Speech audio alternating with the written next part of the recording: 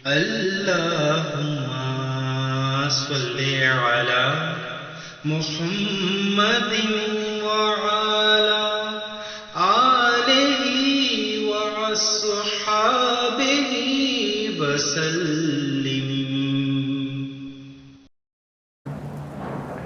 الحمد لله نحمده ونستعينه ونستغفره ونؤمن به ونتوكل عليه ونعوذ بالله من شرور أنفسنا ومن سيئات أعمالنا. من يهده الله فلا مضل له ومن يضلله فلا هادي له.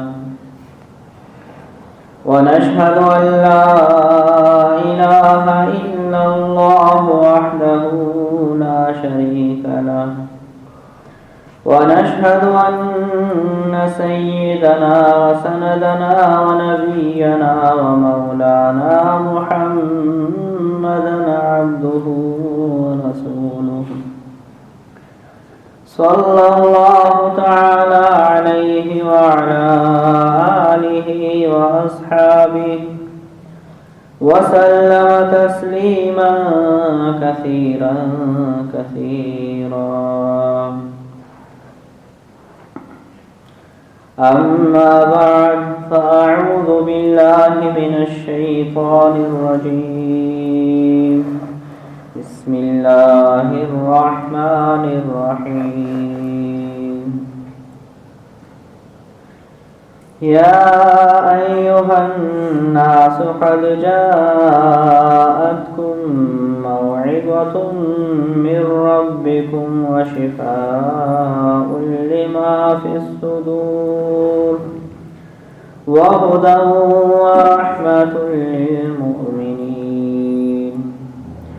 قل بفضل الله وبرحمته فبذلك فليفرحوا هو خير مما يجمعون.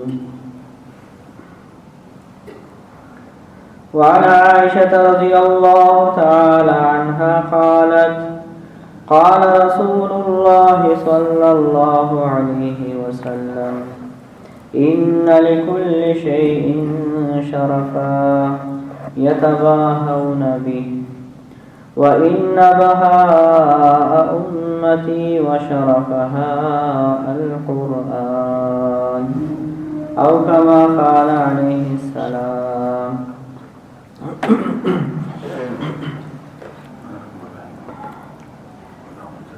قابل احترام دوستوں اور بزرگوں،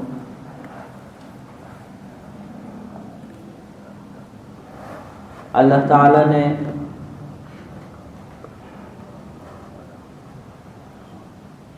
ہم پر بہت ہی کرم اور احسان فرمایا ہے کہ ہمیں حضرت محمد مصطفیٰ صلی اللہ علیہ وآلہ وسلم کی امت میں پیدا فرمایا ہے. آپ علیہ الصلاۃ والسلام کا مرتبہ اور مقام اللہ تعالیٰ کے بعد بعد از خدا بزرگ ہوئی قصہ مختصر. اللہ تعالیٰ کے بعد سب سے بڑی ہستی آپ علیہ الصلاۃ والسلام کی. اللہ تعالیٰ نے آپ علیہ الصلاۃ والسلام کو جو مرتبہ اور مقام عطا کیا ہے، انبیاء علیہ الصلاۃ والسلام بھی دعائیں کرتے تھے کہ ہمیں آپ علیہ الصلاۃ والسلام کی امت میں پیدا کیا جائے. اس امت کے اتنے فضائل ہیں کہ نبی بھی دعا کرتے تھے کہ ہمیں اس امت میں پیدا کیا جائے. حضور صلی اللہ علیہ وآلہ وسلم کو اللہ تعالیٰ نے جہاں نبیوں کا سردار بنایا اور ہر کمال کی صفت عطا کی، ایک احسان یہ بھی فرمایا کہ آپ علیہ السلام کو اللہ تعالیٰ نے اپنی آخری کتاب قرآن پاک عطا کی۔ قرآن پاک اللہ تعالیٰ کا کلام ہے، اللہ تعالیٰ کی آخری کتاب ہے، اور قیامت تک کے لیے کامیابی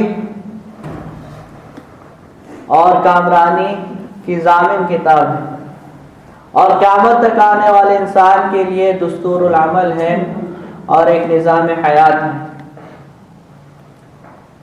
قرآن کریم اللہ تعالیٰ نے آپ علیہ السلام کے طفیل آپ علیہ السلام کی امت کو بھی عطا کیا ہے۔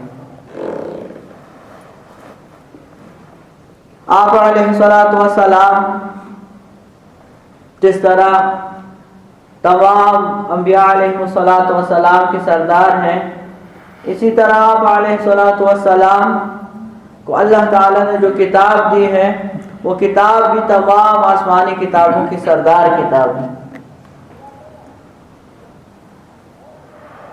جس طرح آپ علیہ السلام تمام نبیوں کے سردار ہیں، اسی طرح آپ علیہ السلام کی جو امت ہے یہ بھی تمام امتوں کی سردار ہے۔ آپ علیہ السلام آئے تو سب سے آخر میں ہیں، لیکن نبوت سب سے پہلے آپ کو دی گئی ہے۔ ایک حدیث پاک میں آتا ہے، مجھے اس وقت نبوت ملی ہے جبکہ آدم علیہ السلام پانی اور مٹی کے درمیان تھے، یعنی ابھی تک آدم علیہ السلام کی پیدائش بھی نہیں ہوئی تھی، اس وقت مجھے نبی بنائے گئے، یعنی نبوت کا فیصلہ اس وقت سے ہے۔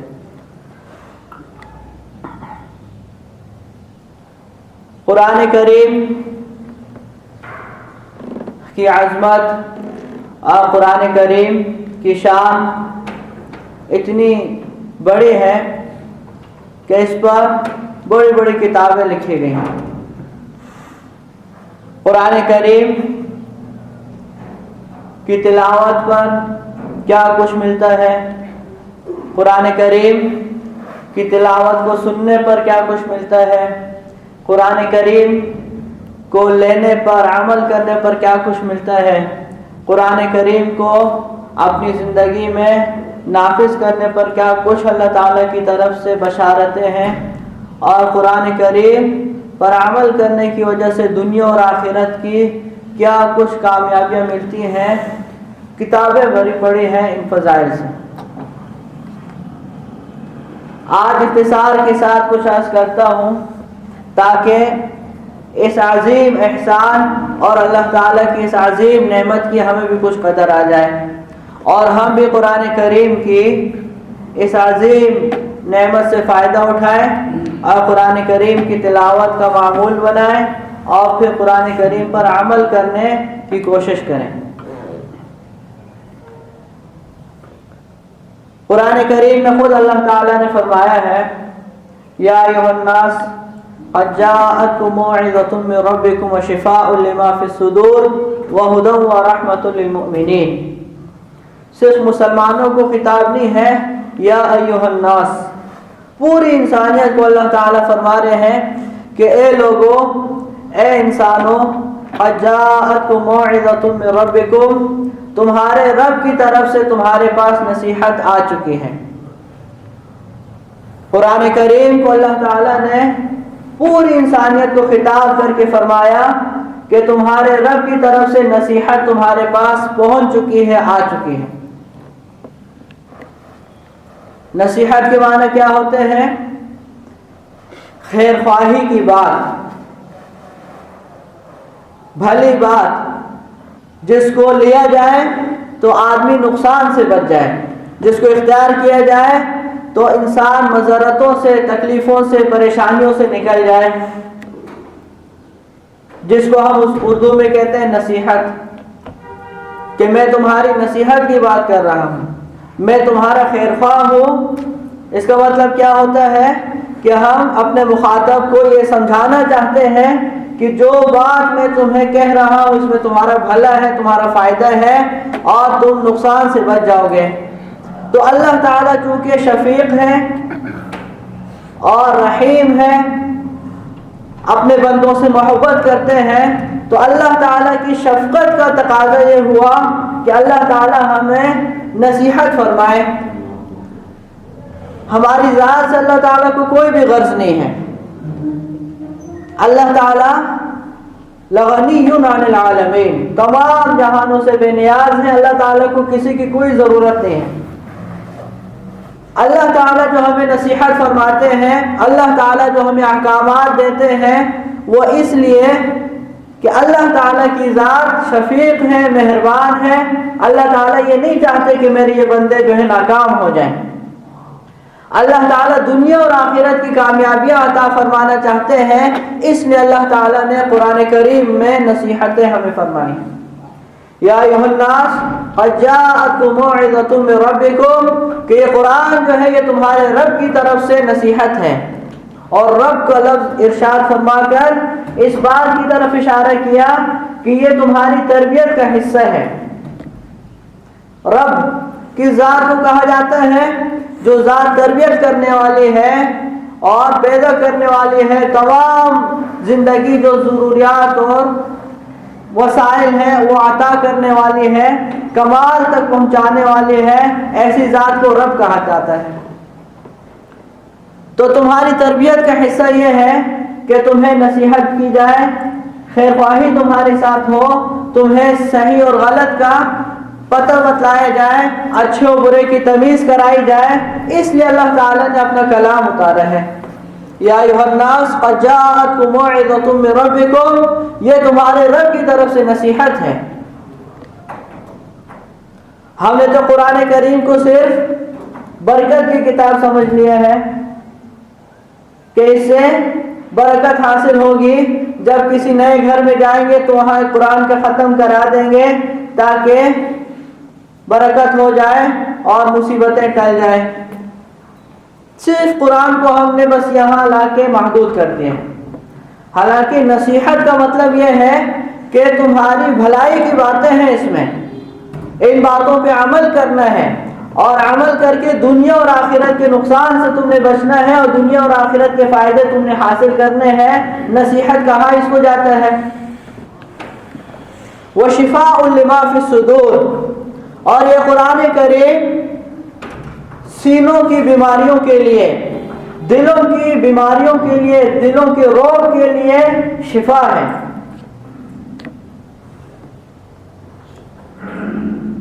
بیماری دو قسم کی ہے، ایک ظاہری بیماری ہوتی ہے جس کو ہر شخص بیماری کہتا ہے،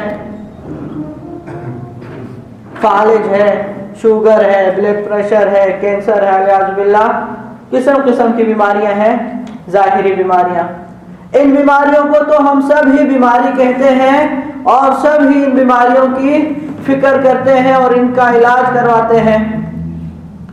ایک بیماری وہ ہے جو اللہ تعالیٰ قرآن میں بیان کر رہے ہیں، وہ شفاء لما فی الصدور، دلوں میں بھی بیماریاں ہوتی ہیں، اور وہ اتنی خطرناک بیماری ہے کہ اس بیماری کے لیے اللہ تعالیٰ نے قرآن کو شفا کے طور پہ اتارا ہے۔ اور دلوں کی جو بیماریاں ہیں، دل کی بیماری کا علاج جو ہے وہ ڈاکٹروں کے پاس نہیں ہے، دل کی بیماری کا علاج قرآن کریم میں ہے۔ اللہ تعالیٰ نے خود فرمایا شفاء لما فی الصدور، اللہ نے جو کلام اتارا ہے اس کلام میں تمہارے دل کی بیماریوں کی شفا ہے، تمہارے دل تندرست ہو جائیں گے۔ اور جب دل تندرست ہو گیا، دل صحیح ہو گیا اور دل نے شفا پا لی، تو یہ دل پھر اس قابل ہے کہ اللہ تعالیٰ اس دل میں اپنا نور داخل فرماتے ہیں، اپنی تجلیات اللہ تعالیٰ اس دل میں اتارتے ہیں، اور اس دل والے کو اللہ تعالیٰ کامیاب فرمائیں گے۔ یوم لا ينفع مال ولا بنون الا من اتى الله بقلب سلیم، وہ ایسا دن ہے کہ نہ مال کام آئے گا نہ بیٹے کام آئیں گے، ہاں وہ شخص کامیاب ہوگا جو تندرست دل لے کر آئے گا، بیمار دل نہیں، تندرست دل جو لے کر آئے گا وہ آدمی کامیاب ہوگا۔ تندرست دل کون سا ہے؟ جس میں اللہ تعالیٰ کی ذات کا یقین ہو، جس میں اللہ تعالیٰ کی عظمت ہو، جس میں اللہ تعالیٰ سے محبت ہو، اللہ تعالیٰ سے عشق ہو، جس میں آپ علیہ الصلوۃ والسلام سے عشق ہو، جس میں دین کی عظمت ہو، جس میں قرآن کی محبت ہو، جس میں غیر اللہ کا کوئی تاثر نہ ہو، اللہ کی غیر کا کوئی تاثر نہ ہو، وہ دل جو ہے تندرست دل ہے، اور اس کے علاوہ سارے بیمار دل ہیں۔ یا ایھا الناس قد جاءتکم موعظۃ من ربکم وشفاء لما فی الصدور وہدی ورحمۃ للمؤمنین، اور خصوصاً مسلمانوں کے واسطے قرآن ہدایت ہے، مسلمانوں کے واسطے قرآن رحمت ہے۔ ہدایت، ہدایت کے معنی آتے ہیں منزل مقصود تک پہنچانے والی چیز۔ اللہ سے جو ہم مانگتے ہیں کہ یا اللہ ہمیں ہدایت دے، تو اللہ تعالیٰ نے اس کا جواب ہمیں کیا دیا؟ ذالک الکتاب لا ریب فیہ ھدی للمتقین۔ تم جو سورہ فاتحہ میں اہدنا الصراط المستقیم کی دعا کر رہے تھے، سورہ فاتحہ پہلے ہے پھر سورہ بقرہ بعد میں ہے، تم جو سورہ فاتحہ میں دعا کر رہے تھے اہدنا الصراط المستقیم کہ اللہ ہمیں سیدھا رستہ دکھا، اس دعا کی قبولیت ہو گئی ہے۔ ذالک الکتاب لا ریب فیہ ھدی للمتقین، یہ ہے وہ کتاب جس میں کوئی شک نہیں ہے، اور یہ ہدایت ہی ہدایت ہے۔ تو قرآن کریم اللہ تعالیٰ کا بہت ہی بڑا ہم پر احسان ہے، اللہ تعالیٰ کی طرف سے بہت بڑی ایک نعمت ہے کہ اللہ تعالیٰ خود قرآن کریم میں قرآن کریم کے اوصاف بیان فرما رہے ہیں کہ قرآن کریم جو ہے تمہارے لیے نصیحت ہے، دلوں کی بیماریوں کے لیے شفا ہے، اور یہ ہدایت ہے، اور یہ رحمت ہے۔ اور پھر اگلی آیت میں اللہ پاک فرماتے ہیں قل بفضل اللہ وبرحمتہ فبذلک فلیفرحوا ھو خیر مما یجمعون، اے نبی جی آپ فرما دیجئے یہ سب کچھ اللہ تعالیٰ کی فضل سے ہوا ہے۔ ہم اور قرآن کریم، ہم جیسے گناہ گاروں کو اللہ تعالیٰ اپنا کلام عطا فرمائے، ہمارے سینوں میں اللہ تعالیٰ اپنا کلام جمع فرمائے، ہماری زبانوں پر اللہ تعالیٰ اپنا کلام جاری فرمائے، یہ نہیں ہو سکتا۔ یہ اللہ تعالیٰ نے محض اپنے فضل سے کیے ہیں، اپنی رحمت سے کیے ہیں۔ فَبِذَلِكَ فَلْيَفْرَحُوا، اس پر خوش ہونا چاہیے، یہ ہے خوشی کی بات۔ فَبِذَلِكَ فَلْيَفْرَحُوا هُوَ خَيْرٌ مِّمَّا يَجْمَعُونَ، یہ قرآن کریم لاکھ درجہ بہتر ہے ان ساز و سامان سے جو دنیا دار جمع کرتے ہیں۔ ساری دنیا ایک قرآن کے لفظ کے برابر نہیں ہو سکتی۔ هُوَ خَيْرٌ مِّمَّا يَجْمَعُونَ، قرآن والوں کو قرآن کریم پر شکر ادا کرنا چاہیے، قرآن کریم پر خوش ہونا چاہیے، قرآن کریم پر اللہ تعالیٰ کا شکرانہ ادا کرنا چاہیے۔ وہ خیر مما یجمعون، جو کچھ یہ جمع کرتے ہیں دنیا دار یہ اسے کہیں بہتر ہے۔ اسی لیے ایک حدیث پاک میں آتا ہے جس شخص کو اللہ تعالیٰ نے قرآن کریم کا علم دیا اور اس نے کسی دنیا والے کو، کسی عہدے منصب والے کو اپنے سے بڑا سمجھا، تو اس نے قرآن کریم کی توہین کی، قرآن کریم کی اس نے اہانت کی کہ اللہ تعالیٰ نے اس کو انبیاء علیہ السلام کا وارث بنایا، علوم نبوت کو اللہ نے اس کی پیشانی میں جمع کر دیا، اس کے سینے میں جمع کر دیا، اور اس نے اس کی قدر نہیں کی۔ تو قرآن کریم اللہ تعالیٰ کی طرف سے بہت ہی بڑا ایک احسان ہے۔ اللہ تعالیٰ نے خود قرآن کریم میں قرآن کریم کے اوصاف بیان فرمائے ہیں تاکہ ہم اس نعمت کی قدر کریں۔ هو خیر مما یجمعون، ایک حدیث پاک میں آتا ہے ان عائشہ رضی اللہ تعالی عنہ قالت قال رسول اللہ صلی اللہ علیہ وسلم ان لكل شيء شرفا يتباهون به۔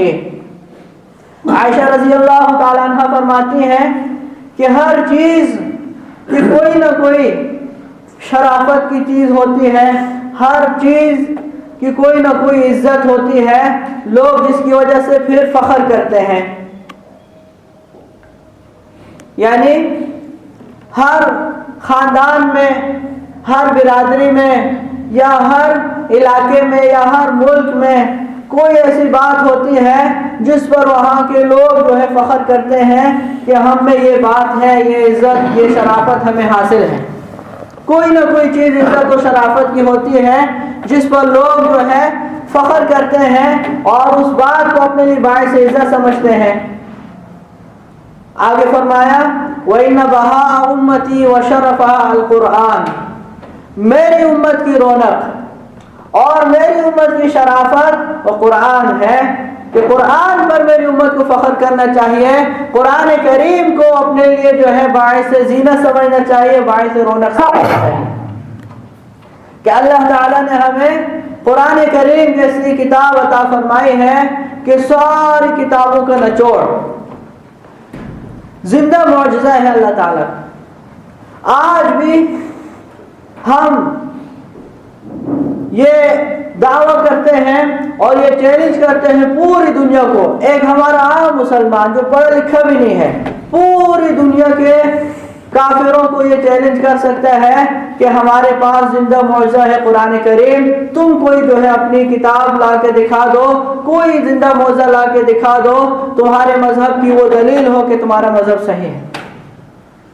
ایک چھوٹی سی کتاب کو یاد نہیں کر سکتا، یاد کر لے کتنی مشکل سے یاد ہوگی، پھر کچھ عرصے بعد بھول جائے گی۔ قرآن کریم 30 پارے ہیں، کتنی موٹی کتاب ہے، لیکن 7 سال کا بچہ بھی آپ کو حافظ قرآن ملے گا، 5 سال کے بچے بھی حافظ قرآن ملتے ہیں، اور اتنا چھوٹا سا بچہ تقریباً 3 سال کا ہوگا، وہ اکثر جو ہے موبائلوں میں آپ نے دیکھا ہوگا قرآن پڑھ رہا ہے، سورہ مریم جو ہے پڑھ رہا ہے۔ ان لکل شیء شرف یتباہون بہ، ہر چیز کی کوئی نہ کوئی شرافت ہوتی ہے، کوئی نہ کوئی عزت ہوتی ہے، ہر خاندان میں، ہر علاقے میں، ہر ملک میں کوئی نہ ایسی بات ہوتی ہے جس پر وہ فخر کرتے ہیں۔ ان بہاء امتی وشرفها القرآن، میری امت کی رونق اور میری امت کی شرافت جو ہے وہ قرآن کریم ہے، قرآن کریم پر جو ہے فخر کرنا چاہیے، قرآن کریم کو جو ہے زینت کا باعث سمجھنا چاہیے، اور قرآن کریم کے ذریعے سے زینت حاصل کرنی چاہیے، رونق حاصل کرنی چاہیے۔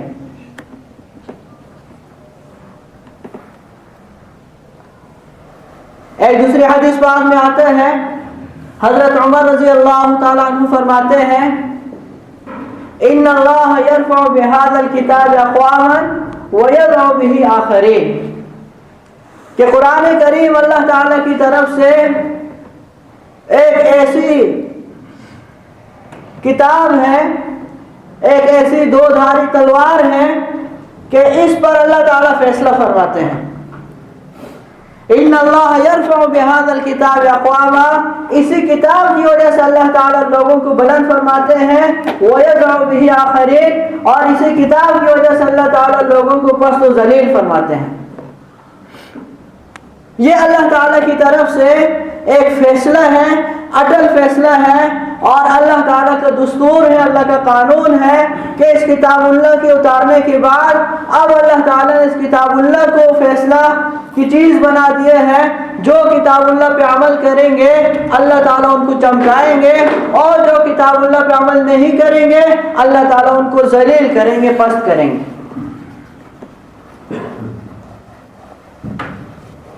ہم نے دیکھا جب تک مسلمان صحیح معنی میں قرآن کریم کو لیتے تھے، قرآن کریم پہ عمل کرتے تھے، اور قرآن کریم کو صرف برکت کی کتاب نہیں سمجھتے تھے بلکہ قرآن کریم کی تلاوت کرتے تھے، قرآن کریم پر عمل کرتے تھے، قرآن کریم کے احکام کو جو ہے نافذ کرنے کی کوشش کرتے تھے، قرآن کریم کے احکام کو پہنچانے کی کوشش کرتے تھے، اور کافروں کو بھی قرآن کریم کی دعوت دیتے تھے، خود بھی اس پہ عمل کرتے تھے۔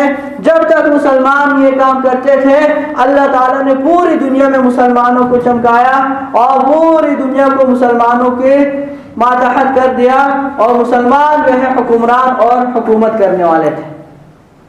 اور جب سے مسلمانوں نے قرآن کریم کو چھوڑ دیا، قرآن کریم کو صرف ایک برکت کی کتاب سمجھ لیا، تو اللہ تعالیٰ نے مسلمانوں کو ذلیل کر دیا، مسلمانوں کو پست کر دیا۔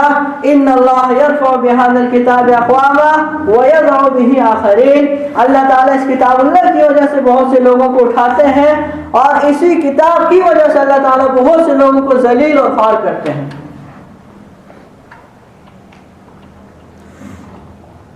قرآن کریم اللہ تعالیٰ کا اتنا بڑا احسان، لیکن کتنی ناقدری ہو رہی ہے ہماری طرف سے۔ قرآن کریم تو قیامت تک آنے والے انسان کے لیے مکمل نظام حیات ہے، اور ہم مسلمان ہو کر قرآن کریم کی تعلیمات سے بے بہرہ ہیں، مسلمان ہو کر قرآن کریم کی تعلیمات کو ہم لیتے نہیں ہیں، اپناتے نہیں ہیں، ان پہ عمل کرنے کے لیے ہم تیار نہیں ہیں۔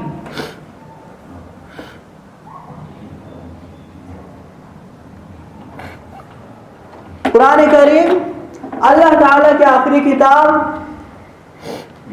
لیکن سب سے جو ہے مظلوم کتاب۔ جتنا ظلم ہم قرآن کریم کے ساتھ کر رہے ہیں کسی دوسری کتاب کے ساتھ نہیں کرتے۔ یعنی کیا مطلب کہ جتنا بڑا حق تھا قرآن کریم کا، اور جو اس کے تقاضے تھے، اور جس طرح قرآن کریم کو لینا چاہیے تھا، اس پر عمل کرنا چاہیے تھا، اس کی تلاوت کرنی چاہیے تھی، ہم نے یہ حق ادا نہیں کیا۔ وَضْعُ الشَّيْءِ فِي غَيْرِ مَحَلِّهِ ظُلْمٌ، ظلم کی تعریف یہی ہے کہ کسی چیز کو اس کے موقع اور محل میں استعمال نہ کرنا، یہ ظلم کہلاتا ہے۔ اب ہم نے قرآن شریف کا حق یہ سمجھا ہے کہ اچھا غلاف ہو، اس غلاف میں جو ہے قرآن کریم جو ہے رکھا جائے، اور الماری میں کسی جگہ سنبھال کے اس کو رکھ دیا جائے، بس یہ قرآن کریم کا حق ہم نے ادا کر لیا۔ اور پھر دن میں کسی وقت، یا ہفتے میں کسی وقت، یا مہینے میں کسی وقت اس کو چوما جائے، اپنی آنکھوں سے لگایا جائے، سر پہ رکھا جائے، تو بس میں نے قرآن شریف کا حق ادا کر دیا۔ یا یہ کہ مہینے میں، سال میں ایک قرآن کریم کا ختم کرا دیا جائے، بس ہم نے قرآن شریف کا حق ادا کر دیا۔ قرآن شریف کو روزانہ تلاوت کرنا ہے۔ قرآن اللہ تعالیٰ کی کتاب ہے، اور اس کا سب سے پہلا حق یہ ہے کہ قرآن کریم کی تلاوت کی جائے، اور قرآن کریم اللہ نے تلاوت کا حکم بار بار دیا ہے۔ اتل ما اوحی الیک من الکتاب، جو کتاب وحی کے ذریعے سے بھیجی گئی ہے اس کی تلاوت کیجیے۔ واتل ما اوحی الیک من کتاب ربک لا مبدل لکلماتی ولن تجد من دونہ ملتحدا، آپ کے پاس وحی کے ذریعے سے جو کتاب اتاری گئی، بھیجی گئی ہے، اس کتاب کی آپ تلاوت کیا کیجیے۔ لا مبدل لکلماتی، ساری دنیا بدل سکتی ہے لیکن اللہ تعالیٰ کے کلام کو کوئی نہیں بدلنے والا۔ وَلَن تَجِدَ مِن دُونِهِ مُلْتَحَدًا، اور اللہ کے سوائے مخاطب تجھے کوئی بھی پناہ دینے والا نہیں ملے گا۔ تلاوت کا بار بار قرآن کریم میں اللہ تعالیٰ نے حکم دیا ہے کہ اس قرآن کی تلاوت کیجئے، اس قرآن کو پڑھتے رہا کیجئے، اس لیے کہ یہ قرآن اللہ تعالیٰ کی ذات سے نکل کر آیا ہے، اللہ کا کلام ہے۔ کلام الملوک، ملوک الکلام، بادشاہوں کا جو کلام ہوتا ہے وہ کلاموں کا بادشاہ ہوتا ہے۔ ایک یہ ہے کہ ہم اپنے الفاظ میں اللہ تعالیٰ کی تعریف کریں، ہم اپنی زبان سے اللہ تعالیٰ کی تسبیح کریں، اللہ کی تحمید کریں، اللہ کی بڑائی بیان کریں۔ ایک یہ ہے کہ اللہ تعالیٰ نے جو اپنا کلام اتارا ہے، اور اللہ تعالیٰ کے اپنے الفاظ ہیں، اللہ تعالیٰ کی ذات سے نکل کر آیا ہے، اس کلام کو پڑھ کے اللہ تعالیٰ کی تعریف کریں، بہت فرق ہے۔ اسی لیے قرآن کریم کی تلاوت کا درجہ کسی بھی ذکر و تسبیح کو حاصل نہیں ہے۔ قرآن کریم کی تلاوت کو جو درجہ حاصل ہے، جو مقام حاصل ہے، کسی بھی ذکر و تلاوت کو، کسی بھی تسبیح کو، کسی بھی تحمید کو، کسی بھی تحلیل اور تکبیر کو وہ درجہ حاصل نہیں ہے۔ ایک حدیث پاک میں آتا ہے، تم کسی بھی چیز کے ذریعے سے اللہ تعالیٰ کے ہاں وہ قرب اور مقام حاصل نہیں کر سکتے جو اس چیز کے ذریعے سے حاصل کر سکتے ہو جو خود اللہ تعالیٰ کی ذات سے نکل کر آئی ہے، یعنی قرآن کریم۔ روز قرآن کریم کی تلاوت ہونی چاہیے، کم از کم علماء فرماتے ہیں کہ آدھا پارہ جو ہے یہ تو ضرور تلاوت کریں، ہر مسلمان آدھا پارہ روز تلاوت کی جائے۔ وَاتْلُ مَا أُوحِيَ إِلَيْكَ مِنْ كِتَابِ رَبِّكَ، میں من جو ہے یہ عربی میں اس کو کہا جاتا ہے تبعیض کے لیے ہے، یعنی قرآن میں سے کچھ آپ پڑھا کیجئے، کچھ کی تلاوت کیجئے، اور کچھ کس کو کہا جاتا ہے، خود یہ سورہ جو ہے سورہ کہف اس کی آیت ہے، اور سورہ کہف کم از کم جو ہے آدھے پارے سے کچھ زیادہ ہے۔ اور قرآن کریم کی جو لوگ تلاوت کریں گے اللہ تعالیٰ بہت سے فتنوں سے خود بخود ان کو بچا دیں گے قرآن کریم کی تلاوت کی برکت سے۔ جیسے بہت سے وظیفے بہت سے لوگ کرتے ہیں نا کہ بھئی میں فلاں کامیابی حاصل کر لوں تو اس کے لیے کوئی وظیفہ شروع کر دیتے ہیں، فلاں چیز مجھے مل جائے اس کے لیے کوئی وظیفہ شروع کر دیتے ہیں، فلاں بیماری سے میں بچ جاؤں، فلاں آفت سے میں بچ جاؤں، فلاں پریشانی سے میں بچ جاؤں، تو اس کے لیے وظیفے کرتے ہیں۔ تو وظیفوں میں وہ تاثیر نہیں ہے جو خود اللہ تعالیٰ کے کلام میں تاثیر ہے۔ اللہ تعالیٰ نے سورہ کہف کو اتارا ہی فتنوں سے بچنے کے لیے ہے۔ حدیث پاک میں آتے جب دجال آئے گا، دجال جو دنیا کا سب سے بڑا فتنہ ہے، ہر نبی نے اپنی امت کو دجال سے ڈرایا ہے اور دجال کے بارے میں بتایا ہے، لیکن دجال بھی جب آئے گا تو اس وقت حدیث پاک میں آتا ہے سورہ کہف کی ابتدائی آیتیں پڑھ لو، اور ایک روایت میں آتا ہے ابتدائی اور آخری آیتیں پڑھ لو، دجال کے فتنے سے بھی تم بچ جاؤ گے۔ مادی اسباب آج جتنی ترقی پر ہیں یہ دجال کے سامنے کچھ بھی حیثیت نہیں رکھتے۔ دجال جو ہے مادی اسباب اللہ تعالیٰ اس کو اتنے دیں گے کہ جب سے دنیا بنی ہے اتنے اسباب کسی کے پاس نہیں ہوئے۔ مردوں کو زندہ کرے گا وہ، اس سے بڑی بات مردوں کو زندہ کر کے دکھلائے گا اور لوگ اس کے پیچھے ہوتے جائیں گے کہ یہ خدا ہے۔ وہ کہے گا کہ بارش ہو جائے، بارش ہوگی۔ زمین کو وہ کہے گا اپنے خزانے نکال، زمین اپنے خزانے نکال کے باہر رکھ دے۔ ہم تو آج کے مادی اسباب سے متاثر ہیں اور جن کے پاس مادیات زیادہ ہیں ان کے سامنے ہم بچ جاتے ہیں کہ بھئی وہ ترقی پسند لوگ ہیں، بڑے قابل و ماہر لوگ ہیں، ان کی ہر بات مانی جائے۔ ہم جب ان کی ہر بات مانتے ہیں تو دجال جب آئے گا تو ہمارا کیا بنے گا؟ تو اس لیے سورہ کہف کی تلاوت یہ بہت ضروری ہے، خصوصاً جمعے والے دن کہا گیا ہے کہ جو سورہ کہف کی تلاوت کرتا ہے اللہ تعالیٰ اس کو دجال کے فتنے سے بھی محفوظ رکھیں گے، اور اللہ تعالیٰ اس کے قدموں سے لے کے عرش تک ایک نور قائم فرما دیں گے جو دوسرے جمعے تک باقی رہے گا۔ سورہ کہف جمعے والے دن جو تلاوت کرتے ہیں اللہ تعالیٰ اس کے قدموں سے لے کے عرش تک جو ہے ایک نور قائم فرما دیتے ہیں، جو نور اس کے ساتھ ساتھ رہتا ہے۔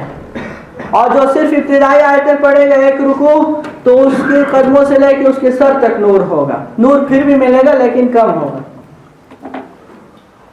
قرآن کریم کی ایک ایک صورت ایسی ہے کہ جو ہماری دنیا اور آخرت کی کامیابیوں کے لیے کافی ہے۔ اب سورہ یاسین کے بارے میں آتے ہیں، من قرأ یاسین فی صدر النہار قضیت حوائجہ او کما قال علیہ السلام، کہ جو دن کے شروع میں سورہ یاسین پڑھے گا اللہ تعالیٰ سارے دن کی حاجتیں اس کی پوری فرما دیں گے۔ آج ساری پریشانی ہمیں اپنی ضرورتوں کی لگی ہوئی ہے کہ بھی ہماری ضرورتیں پوری ہو جائیں، اس کے لیے نہ ہم سردی دیکھتے ہیں، نہ گرمی دیکھتے ہیں، نہ دن نہ رات، نہ بیماری دیکھتے ہیں، نہ صحت دیکھتے ہیں، بس لگے ہوئے ہیں کہ کسی طرح ہماری ضرورتیں پوری ہو جائیں، ہم کسی کی محتاج نہ ہو۔ اللہ تعالیٰ کے حبیب صلی اللہ علیہ وسلم کیا فرما رہے ہیں، من قرأ یاسین فی صدر النہار قضیت حوائجہ، جو سورہ یاسین صبح کے وقت پڑھ لے گا اس کی ساری حاجتیں پوری ہو جائیں۔ اب سورہ یاسین کو اللہ تعالیٰ نے قرآن کریم کا دل قرار دیا ہے۔ یاسین قلب القرآن، قرآن کا دل ہے، اور ایک حدیث پاک میں آتا ہے میرا دل یہ چاہتا ہے کہ ہر مسلمان کے دل میں سورہ یاسین ہو۔ اب حضور صلی اللہ علیہ وسلم ہمارے خیر خواہ ہیں، حضور علیہ السلام ہمارے مہربان ہیں، حضور علیہ السلام ہماری دنیا اور آخرت کی کامیابیاں ہمیں عطا فرمانا چاہتے ہیں۔ حضور علیہ السلام اپنی خواہش کے اظہار کیوں فرما رہے ہیں کہ ہم حضور علیہ السلام کی اس خواہش کو پورا کر کے دنیا اور آخرت میں کامیاب ہو جائیں، کہ میرا دل یہ چاہتا ہے کہ ہر مسلمان کے دل میں سورہ یاسین ہو۔ ہم دیکھیں حضور علیہ السلام سے محبت کا دعویٰ تو کرتے ہیں، لیکن ہم نے حضور علیہ السلام کی خواہش پوری کی ہے ابھی تک؟ کتنے ایسے مسلمان ہیں جن کو سورہ یاسین یاد نہیں ہے؟ بلکہ اس زمانے میں تو اکثر ایسے ہیں کہ ان کو سوائے جو ہے آخری 10 سورتوں کے باقی قرآن کی کوئی سورت یاد نہیں ہے۔ اب وہ بھی کم ہوتے جا رہے ہیں۔ اب ایسے لوگ ہیں دنیا میں جن کو سوائے قل هو اللہ احد کی کوئی سورت نہیں آتی۔ حالانکہ حدیث پاک میں آتا ہے ان الذی لیس فی جوفہ شیء من القرآن کالبیت الخرب، او کما قال علیہ السلام، کہ جس مسلمان کے دل میں قرآن کا کوئی بھی حصہ نہ ہو اس کا گھر جو ہے ویران، اس کا دل جو ہے ویران گھر کی طرح ہے۔ جس مسلمان کے دل میں قرآن کا کوئی بھی حصہ نہ ہو اس کا دل ویران گھر کی طرح ہے۔ ویران گھر میں کیا ہوتا ہے؟ جنات آ جاتے ہیں۔ ویران گھر میں کیا ہوتا ہے؟ بھوت آ جاتے ہیں، وہاں شیاطین بستے ہیں۔ تو جس کے دل میں جو ہے قرآن کریم کا کوئی حصہ نہیں ہے اس کا دل ویران گھر ہے، اور ویران گھر ہمیشہ پریشان ہوتا ہے، وہاں کے لوگ پریشان ہوتے ہیں، وہاں کبھی خوشحالی نہیں ہوتی۔ سب کچھ ہے آج، جتنی فراوانی اس زمانے میں ہے اسباب کی پہلے کبھی اتنی نہیں ہوئی۔ ایک سے ایک سواری ہے لوگوں کے پاس، ایک سے ایک جوڑا ہے، ایک سے ایک جو ہے گھر ہے، ایک سے ایک جو ہے کاروبار ہے۔ جتنے پیسے اس زمانے میں لوگوں کے پاس ہیں ہم سے پہلے لوگوں نے دیکھے ہی نہیں تھے اتنے پیسے، غربت کا زمانہ گزار کے چلے گئے۔ لیکن سب سے زیادہ پریشانیاں بھی اس زمانے میں، ہر آدمی پریشان ہے۔ بڑی لمبی چوڑی گاڑی میں بیٹھا ہوا ہے، دل اس کا جو ہے مرجھایا ہوا ہے، دل اس کا غمگین ہے، دل میں اس کے سکون نہیں ہے، پریشانیاں ہی پریشانیاں ہیں، سر سے پاؤں تک جو ہے پریشانیوں میں ڈوبا ہوا ہے۔ وجہ کیا ہے؟ کہ قرآن کریم سے دور ہے، قرآن کریم کی تلاوت نہیں کرتا، قرآن کریم کے اعمال کو جو ہے اپنی زندگی میں جگہ نہیں دیتا، قرآن کریم کو نافذ کرنے کی کوئی کوشش نہیں کرتا۔ قرآن کریم جو ایسی کتاب ہے، حدیث پاک میں آتا ہے جب یہ سفارش کے لیے کھڑا ہوگا قرآن کریم تو نہ کوئی نبی وہاں کام کر سکتا ہے، نہ کوئی فرشتہ کام کر سکتا ہے۔ قرآن کریم جس کے حق میں کھڑا ہوگا اللہ کے سامنے کہ اللہ اس کی سفارش کرنی ہے، تو نبی کوئی کھڑا ہو جائے، نبی بھی اتنا فائدہ نہیں پہنچا سکتا، نہ کوئی فرشتہ اتنا فائدہ پہنچا سکتا جتنا قرآن کریم فائدہ پہنچائے۔ سورہ ملک کے بارے میں آتا ہے یہ اللہ کے سامنے کھڑی ہو جائے گی، یا اللہ یہ میری تلاوت کرتا تھا، یا اس کی بخشش کر دے، یا مجھے اپنے قرآن سے نکال دے۔ کتنی بڑی بات! سورہ ملک صرف 30 آیتیں ہیں، صرف 30 آیتیں ہیں۔ سورہ الف لام میم سجدہ کے بارے میں بھی یہی آتا ہے کہ جو آدمی سورہ الف لام میم سجدہ کی تلاوت کرے گا تو یہ قبر کے عذاب سے اس کو بچا دے گا۔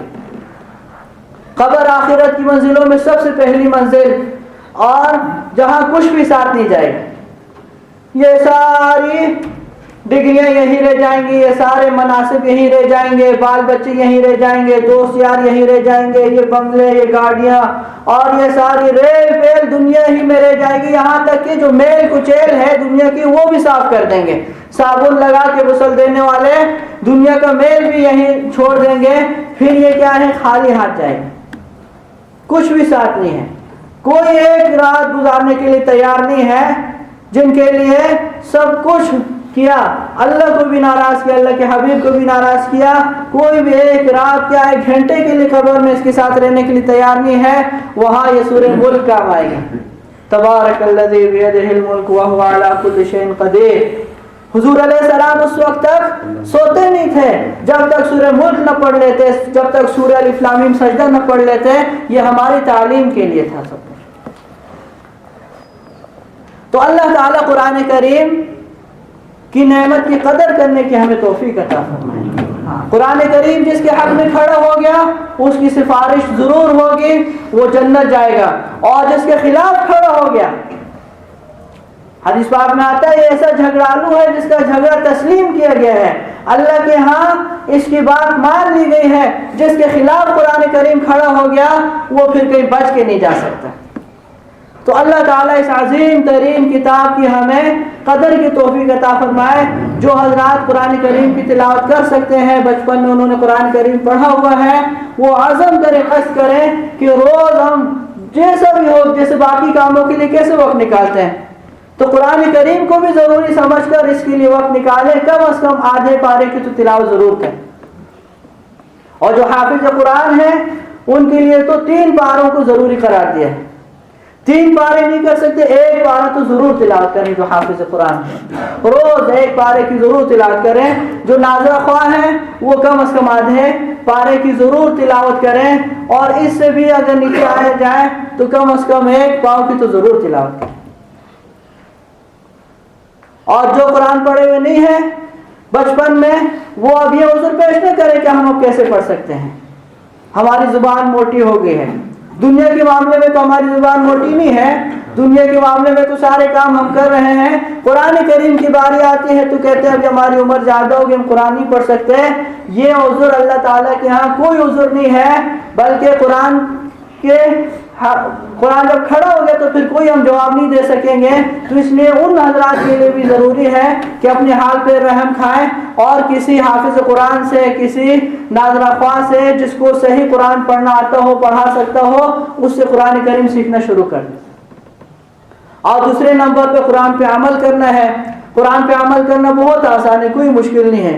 5 وقت نماز پڑھیں، کتنی 100 آیتوں پہ عمل ہو گیا۔ جو نماز نہیں پڑھتا کتنی 100 آیتوں کو ٹھکرا گیا۔ جس پہ زکوٰۃ ہے وہ زکوٰۃ ادا کرے، کتنی 100 آیتوں پہ عمل کر گیا۔ جس پر حج فرض ہے وہ حج کرے، کتنی آیتوں پہ عمل کر گیا۔ اپنی آنکھوں کو زنا سے بچائے، اپنے آپ کو جو ہے حرام خوری سے بچائے، کتنی آیتوں پہ عمل کر گیا۔ کوئی مشکل نہیں ہے قرآن کریم پہ عمل کرنا۔ تو اللہ تعالی ہمیں قرآن کریم کی تلاوت کی اور اس پہ عمل کرنے کی توفیق عطا فرمائے۔ سنت ہے۔